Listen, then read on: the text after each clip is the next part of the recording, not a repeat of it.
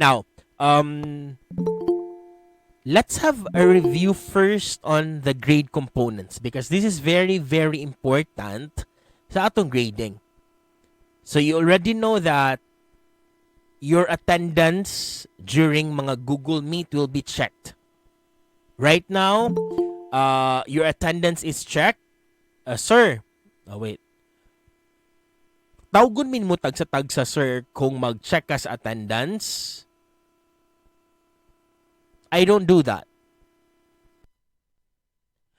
So, unsaon man din mo pag-check sa attendance, sir, I am using a Google Meet attendance checker. So, right away, kung makasulod mo sa ako ang klase karon, right away, makahibalo ko kung kinsa ang naa.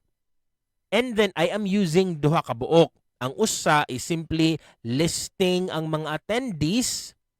The second one is iyang is-summarize kung pila ko mo ka minutes ni attend sa akong klase. So, ibutangan na siya 100%, na ay 80%, or pila ka percent na siya. Okay? So, take note, my attendance will not be, I'll be calling you one by one. Dili nga lang attendance si Sir Tigle.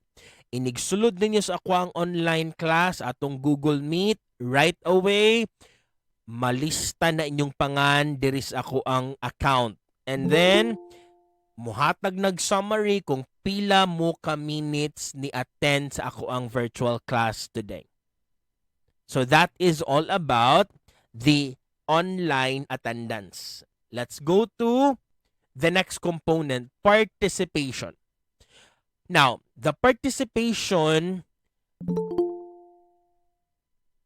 is all about what? Unsa may pasabot aning participation? Sige, naka-attend naman jud mo sa first semester nato. Unsa may pasabot sa participation diri class?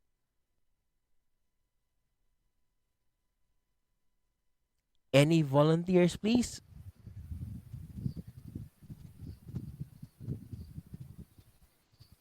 Yes, Marife. To answer your activeness in participating in the class. Like what you're doing right now, nga ni answer ka na ko, Marife, is that it? Yes, sir. Yes, that's one thing also. That's one thing also. What else?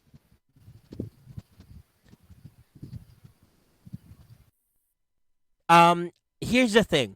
I cannot accommodate all of you nga makaparticipate mo sa atong online. So meaning, na instances nga, example, inig ka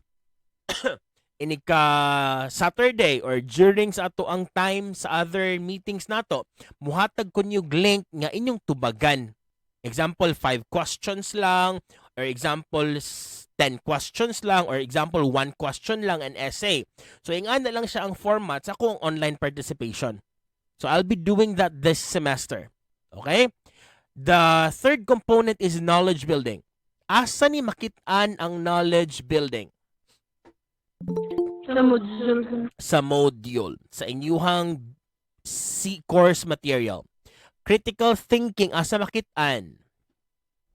Sa module. Sa course material or module gihapon. Same thing sa creating. So take note, knowledge building is 15%, critical thinking is 20%, creating is 30%. Summative test. Unsa maning summative test nga naa diri sa ato ang grade components? Sa atong nagian atong mga discussion, sir. Okay. So, kining summative test tulo ni kabuok. Di ba natay prelim, natay midterm, natay finals. Inighuman sa CM1 ug CM2 naay summative test. Ighuman sa CM3 ug 4 nasay summative test. Ighuman sa CM5 nasay summative test. So natay tulo ka summative test: prelim, midterm, and finals.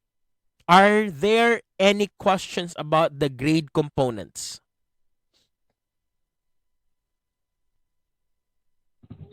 Wala, sir. Okay, ratanan ha? Wala, sir. Wala. Okay. I would like to present to you, these are the following title of the 5 course materials for GESTS. So ang number 1 is about historical development of STS. Number 2, science, technology, and nation building. Number 3, technology and humanity cross. Number 4, technology and humanity cross part 2. So duha na ka book CM ang technology and humanity cross because that's a very long topic. And then CM number 5, that's all about biodiversity and health society. So mo ni siya content, mo ni mga title rather, sa 5 course materials nga atong ipang-discuss this second semester. Here we go. I would like to share this to all of you. Yes, good afternoon by the way. Can somebody read what is presented right now on your screen? Sir Bay. Yes, go on. Go on. Thank you so much. Kaning phrase na sa babaw, sir? Yes. You can learn something new every day if you listen. You can learn something new every day if you listen. Anybody nga ganahan mo share, i-explain lang gamay. Unsa may nasabtan ninyo ana?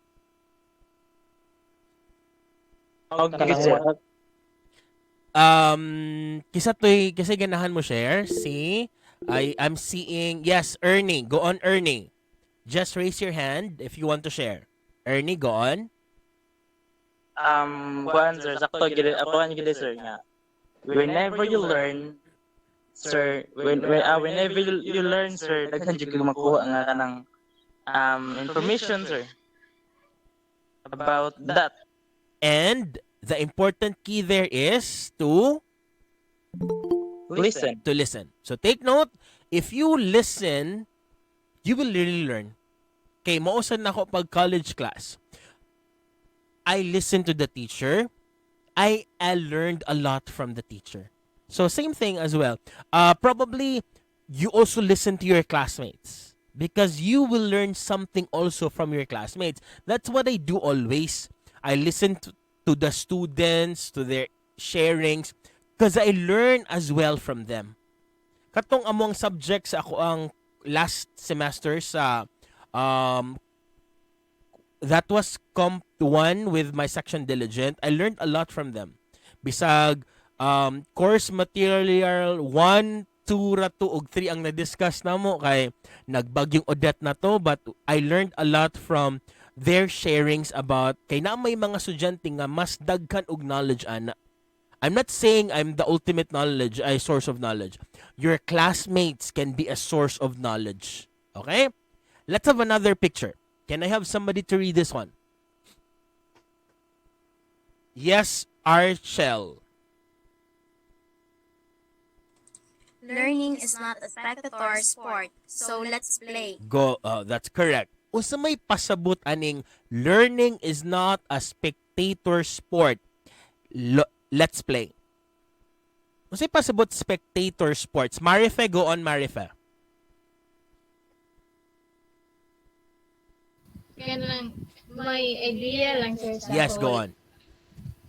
It is the same with kanang there's no harm in trying, sir. There's no harm in trying.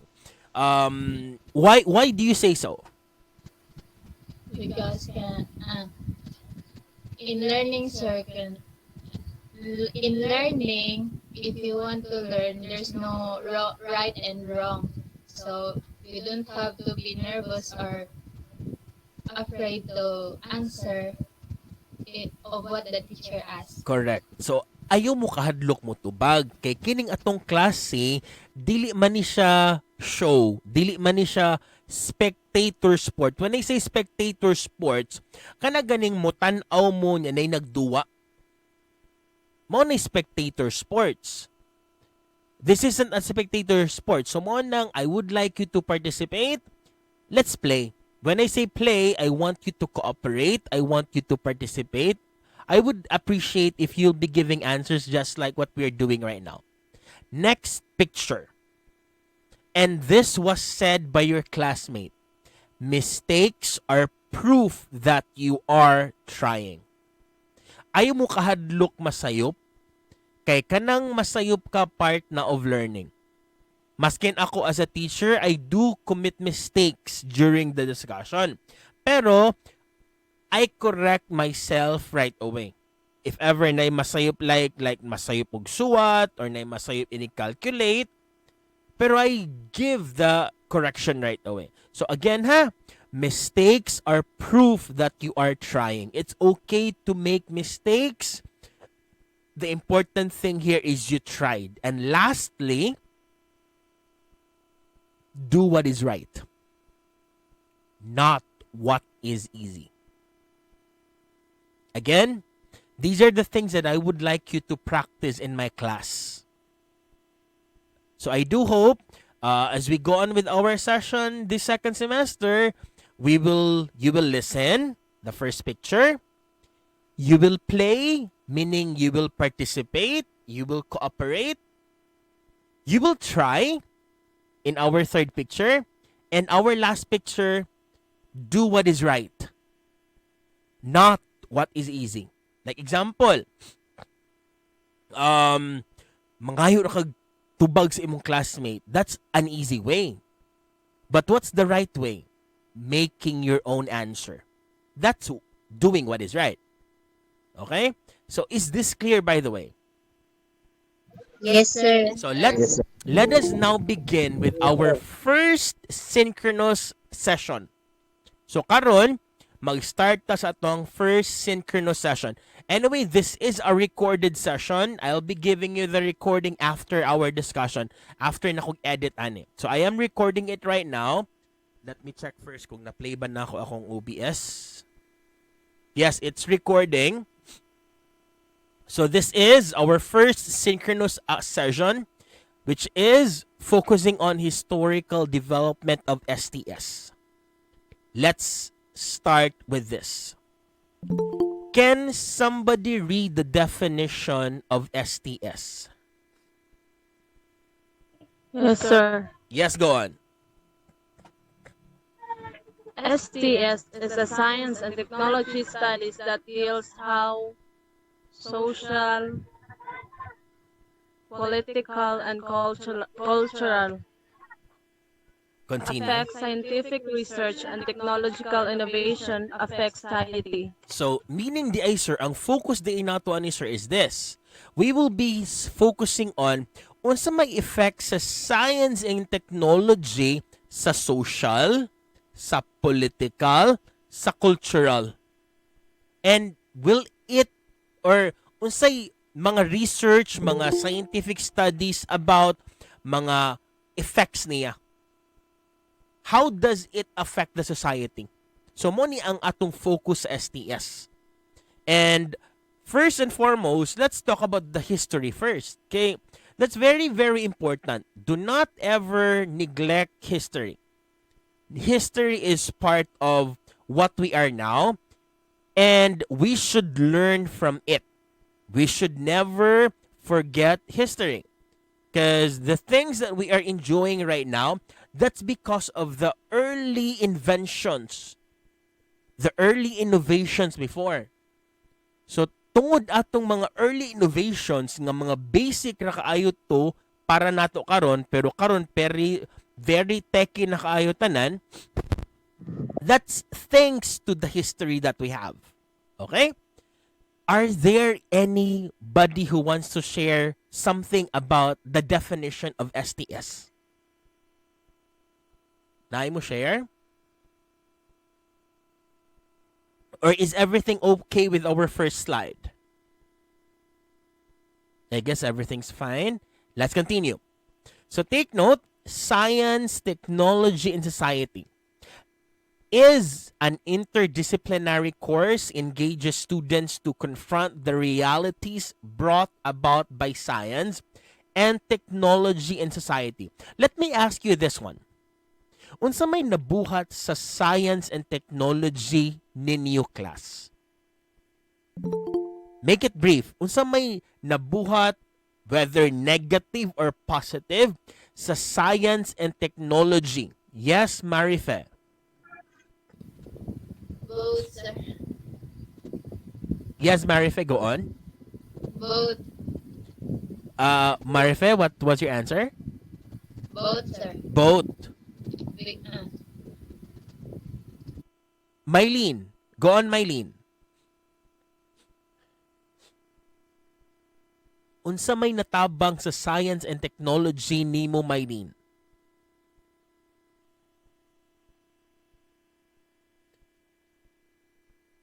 Yes, Mylene, go on.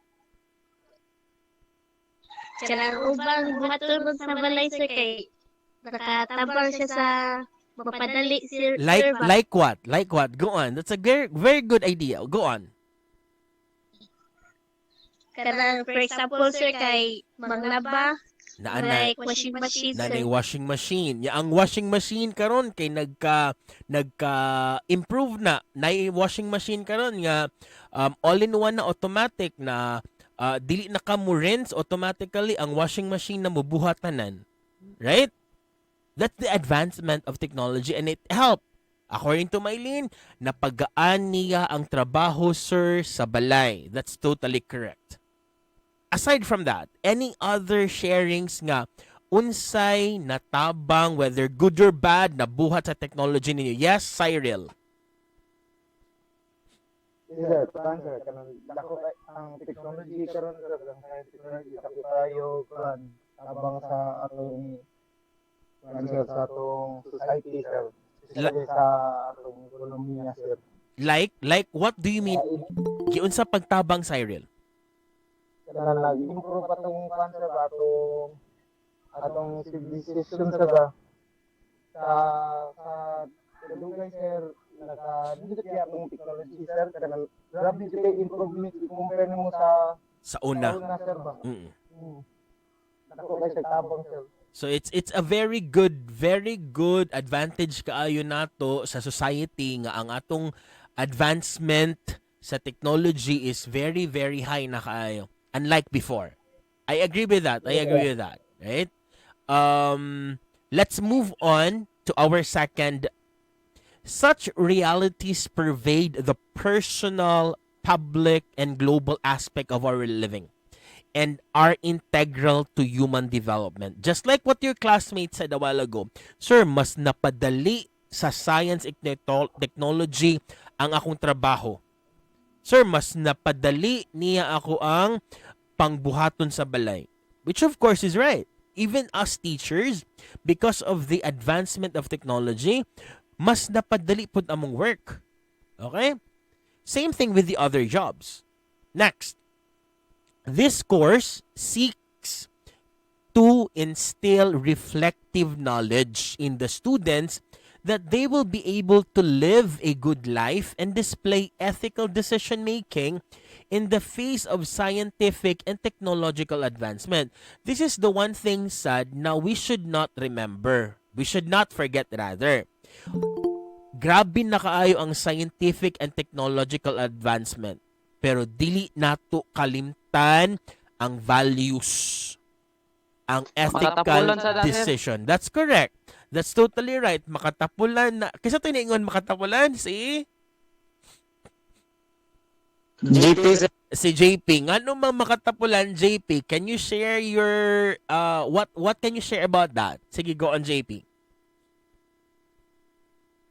wala ra sir, kanara ko matubas. Kana lang. Kay one thing sad no kay we don't know in the near future because of the advancement sa robotics. Probably wala na kay mga mangtrabaho, wala na yung mga works available. Sir. Yes. Depende ko na sa tao gud sir god. Yes. Nya ang tao man sa JP kay adto man siya sa paspas. Nya right now ang advancement kay ang tungod sa technology, with the use of technology, mas convenient siya, mas paspas. Pero take note sad, di sa nato kalimtan ang ethical decision making. Having a good life doesn't mean nga advancement of technology. Pwede man gyapon ta pwede man gyapon natin good life even with the simple technology that we have right now. Kay sometimes too much of anything is wrong. Masubraan na gani. Permission to speak, sir. Yes, go on. Go on. Thank you. Pwede raman na siya dunganon, sir God. Yeah, it is. It's possible nga dunganon, pero too much of everything is bad. Do you agree with me? Yes, sir. Yes. Kung masubraan na sad siya, correct. That's the point there. Because of technology pod, ang mahitabo sa balay, ang mga bata atubang sa computer, mag-atubang sa tablet. Instead, sa una, wala taana during our time. We play, we interact, the social interaction was there. Do you agree? So, Yes, sir. that's why as parents to be, as future parents, okay naman ang naay technology sa sabalay, advancement. Pero we need to consider things nga dapat na tayo social interaction at home. Lahi raman ng Yes, sir. interaction sa social media. Sir, ato'y butang nga ng Yes. rated SPG, mga inana. Yes. Ato sa ipasabot sa mga bata. di ba, sir? That's totally right. That's totally right. So there should be social interaction. Okay? So let's continue. Let's talk about historical background now. So this time, atong susihon unsa man jud mga first mga gipang-invent nga hangtod karon gigamit na siya og na-improve siya maayo. This is the first one. The first one is during the ancient period. This is the first one. Ang focus sa ancient period was better ways of communication, transportation, and self-organization. This was their ultimate goal during the ancient period. And they discovered the ancient wheel. Can I have a volunteer to please read the description for the ancient wheel? Anyone, please? Yes, John, Gerald. Go on, John. People from ancient civilizations used animals for transportation long before the invention of the wheel. No one knows exactly who invented the wheel and when. There is, however, a general agreement that the ancient wheel grew out of a mechanical device called potter's wheel, a heavy flat disc made of hardened clay which was spun horizontally on its axis. It is believed that the Sumerians invented it shortly after 3,500 before Christ. Nonetheless, it would not be until 1,000 to 1,500 years later that the wheel was first used on carts. Okay. So take note, this is now the ancient wheel. The ancient wheel, karon unsa man na siya? It's very obvious, right? Those are our Others. There you go. Kabantay mo, that's the historical development of the wheel. From stones, then we have kahoy, then we have nanay mga this is still made of wood. This is still made of wood, but this time naa na siya usay pangan ani gani? Yaras. Mga in English, Interior. kini yantas, right? Kini siya. And then we have metal na, and then we have the tire nga rubberized. Nya kanang atong wheels right now nagka-improve na sa before, di ba? Remember, ang wheels before kay naanay, how do you call this? Kanang sulod sa ligid? A tube. Karon tubeless na. Nagka-improve na. Before, wala joy tubeless before.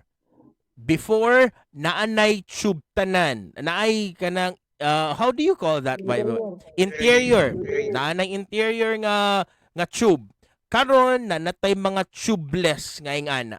So we don't know in the near future what will happen to the wheel. So mo na history. Maunsan? Mulupad na siya. Okay. So that's about the wheel. Second one. Paper. Oh, can I have a volunteer to please read our description for paper? Yes, Mark Kevin.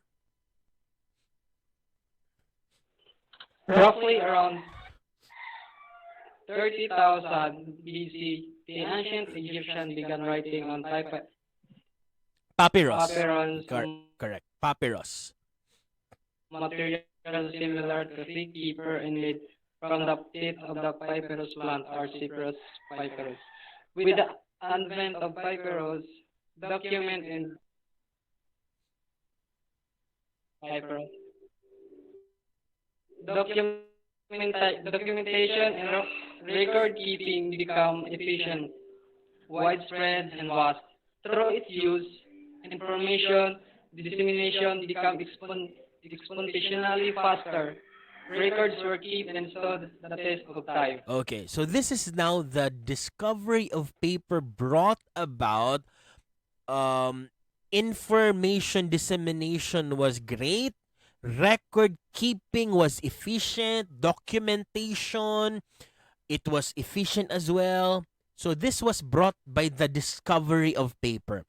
Now, sir, giunsa man ding na paghimo og paper during sa una. Oh, this is how paper was made before.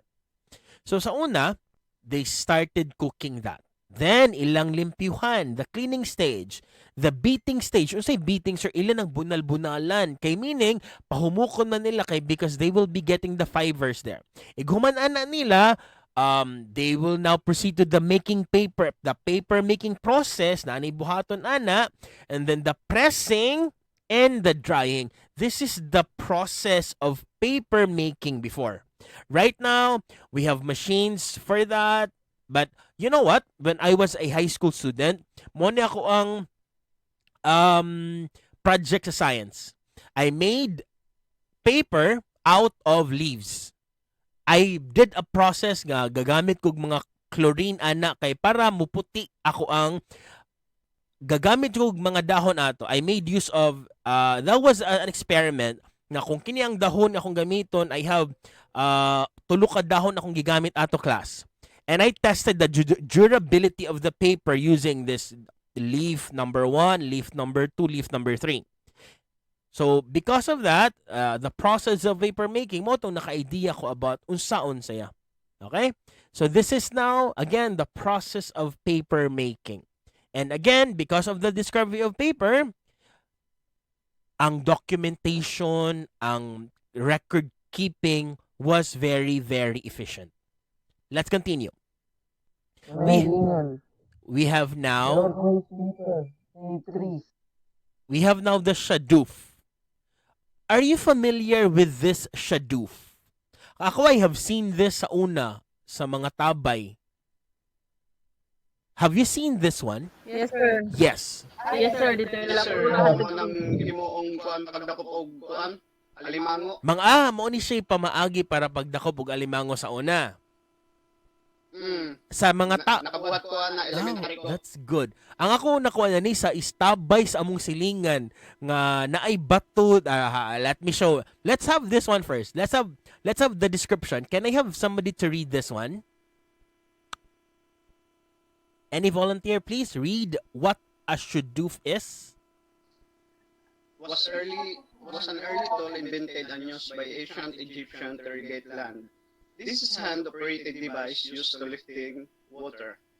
The first major irrigation created 3100 BC under King Menes during Egypt's first dynasty, and because of this invention, farming became much more efficient. Okay. So meaning this is a hand-operated device used for lifting water. And these are the parts of a Shadoof. Natay pole, natay rope, we have here the bucket, we have here the counterweight, and then mo ni ako nabantayan sa among siningan. Ing ani jud ang dagway niya, naa diri ang tabay. Masayon siya kay mapagaan og maayo ang work, which is correct. Right? And your classmate also said, what was your experience about the Shadoof, by the way? Unsay gibuhat nimo pag elementary?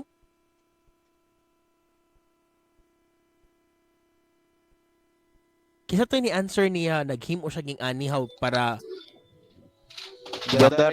makakuha og isda, usa to Alimango. Oh, manguhag alimango, I mean, dili isda. Who was that? Who said alimango? Ako na, sir. Yes, go. Sa una, God. Yes. Elementary ba?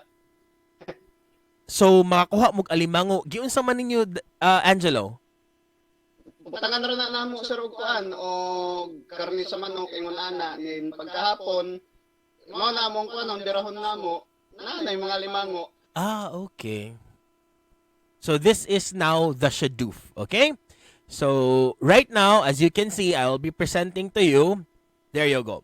From this mere, this one, nahimong ani, then letter C, letter D, letter E, tanawan ninyo ang iyang evolution, ang iyang development.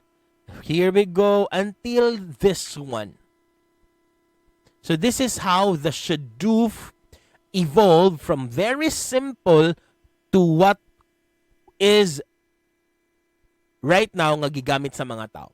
And yeah, right now it's more on advancing ga-advance paghihapon na sila ana.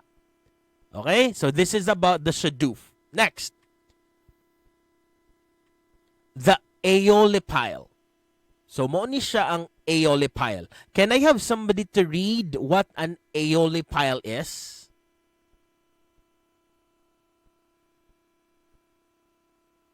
Ako, sir, be. Yes, go on, go on.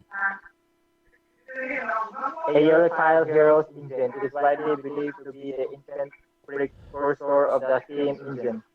This is a steam-powered turbine which spun when the water container at its center was heated, thus making it practically the first rudimentary steam engine. Continue, yes, go on. Hero of Alexandria. Hero of Alexandria is credited for the demonstration of the use of the yellow pile during the first century. It is not clear whether the yellow pile served in practical purpose, but it is believed to be one of the many temple wonders at the time. Nonetheless, Vitruvius, a Roman architect and civil engineer, described the yellow pile as a scientific invention through which the mighty and wonderful laws of the heavens and the nature of winds may be understood and judged. Okay. So the concept of the Oli Pile is this. Naani water dire, mutuyok ni siya if nanay heat. Mo ni concept nga gigamit sa steam engine nga naa nato karon. So meaning di ay sir, ang first di ay nga steam engine kay because of the Oli Pile. Because of this concept over here, the discovery of the Oli Pile, the steam engine was invented. So here we go. This is how steam engines are evolved. From Oli Pile, from this, to this one, to the steam turbine that we have. Even trains, mga trains nga mechanical, gagamit na og steam engine. By the way, steam engines kay gagamit na heat energy para makapadagan sa makina. Okay? I will not be talking about more about this. The important thing here is gikan na sa Oli Pile, and that's what we have right now, the steam turbine. Okay? Next. Middle Ages. Unsa kay mga na-discover sa Middle Ages? The focus now is increase new inventions, introduction of innovations in traditional production, and emergence of scientific thinking and method. So here we go. The heavy plow. Are you familiar with this? The heavy plow. Okay. So perhaps one of the most important technological innovations during the Middle Ages is the invention of the heavy plow. Clay soil, despite being more fertile than lighter types of soil, was not cultivated because of its heavy weight. However, through the invention of a heavy plow, it became possible to harness clay soil. Unsay binisaya aning heavy plow? Gamiton man ni sa mga farms. Napagyapon ni siya karon. This is how the heavy daro kana. Gigamit ni siya para pang daro. Sa una, I have seen this, akong lolo, until now, nagihapon na din ha sa mga kahumayan sa tungkil. I am seeing some people nga gagamit gyapon og kabaw Ang uban gagamit ng traktora, nga naanay mga plow din ha. So this is how the plow has evolved from simple going to the machineries now. Okay? Next, we have now the gunpowder. The gunpowder, around 850 AD, Chinese alchemist accidentally invented a black powder or gunpowder. Multiple accounts suggest that the gunpowder might have been intended by a product of attempts made by the Chinese to invent the elixir of life, which is why the Chinese called it the huyao, roughly translated as fire potion. So, prior to this, or prior to the invention of the gunpowder, swords and spears were used in battles and wars. From fiery arrows to cannons and grenades, the gunpowder has prompted foundation for the functionality of almost every new weapon used in war since its invention. And as you can see, this is how the gunpowder is being used right now. It is used for mga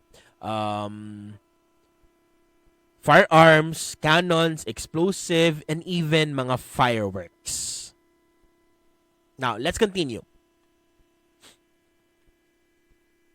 Paper money. Paper money, it was not until the 17th century that banknotes began to be used in Europe. The first known version of paper money could be traced back to the Chinese in the 17th century AD as an offshoot of the invention of block printing. So as you can see, I'll be showing you how paper money has evolved. Sa una, gagamit pag barter to gold to metal coins, and they have the paper money. We have now the plastic cards, we have the electronic money, and the cryptocurrency. And we don't know in the near future what will happen to this evolution. Anybody would like to share what are your insights about what is seen on your picture right on your screen right now? Evolution of money, sir. What about it? How do you see or how do you describe this one? Are you one? Do you have like mga ATM cards, mga bank plastic cards there? Credit cards? Yes, sir, I have.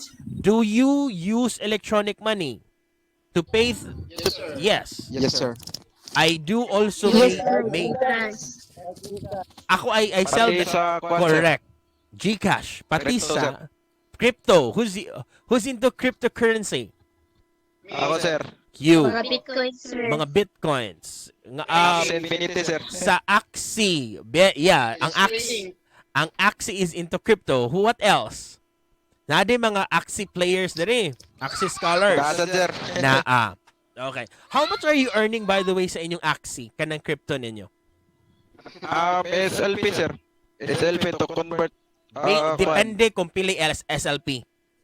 Oh, sir. Depende sa ihatag sa crypto pilay value. Okay. So that's all about cryptocurrency. Okay. I also earn my crypto in trading. In trading as well. Kanang crypto ma-earn sa na through trading. That's correct. So that's all about the evolution of money. Okay, let's continue. We have here mechanical clock. The mechanical clock, as you can see, although devices for timekeeping and recording sprung from the ancient times, such as the Antikythera mechanism, it was not until the Middle Ages that clockwork technology was developed. The technology of mechanical clocks, or rather development of mechanical clocks, paved the way of accurately keeping track of time. So as you can see, this is how clock evolved. This is how people determine time before. They make use of the sundial. They have the hourglass, the tower clock, the pocket watch, the pendulum clock, the cuckoo clock, the wristwatch, the electric clock. This is the time. This is the alarm clock and the smart watch. So this is how clock evolved, the time. Okay, so let's continue with modern ages now. So during the modern ages, unsa may mga na-discover or mga na-invent. So this time, the focus was industrialization took place with greater risk in human health, food safety, and environment, which had to be addressed as scientific and technological progress unfolded in an imaginable speed. So we have here the compound microscope. A compound microscope credited was Zacharias Janssen. The invention was made in 1590. This led to an amazing discovery that an object, when placed near the end of the tube, can be magnified far larger than what a simple magnifying lens can do. So as you can see, this is how it evolved from the first sorry for that the first compound microscope to this microscope, going to this microscope. As you can see, it became very advanced until the electron microscope. Okay? Pero gasugod yun na diri sa compound. It was just a tube. It was just a tube. Then next is the telescope. So as you can see, perhaps the single most important technological invention in the study of astronomy during the modern ages was the telescope invented by Galileo Galilei. And this was a very big discovery for the field of astronomy. Because of this, other mga celestial bodies were discovered, and they can now compare nga the universe is far larger than previously katong gi-imagine nila before. Next. Okay, here we go. So as you can see, this is how the telescope evolved from Galileo Galilei's telescope to the Victorian telescope. So as you can see, as how the evolution from simple to very advanced, and we don't know in our next years, we even have the Hubble telescope 1990 pa na saya. Okay, then next to the telescope is the television. The television that we are enjoying right now. This was the first television. And as you can see, the first television was invented by John Baird. And Baird successfully televised objects in outline in 1924, recognizable human faces in 1925, and moving objects in 1926, and lastly projected colored images in 1928.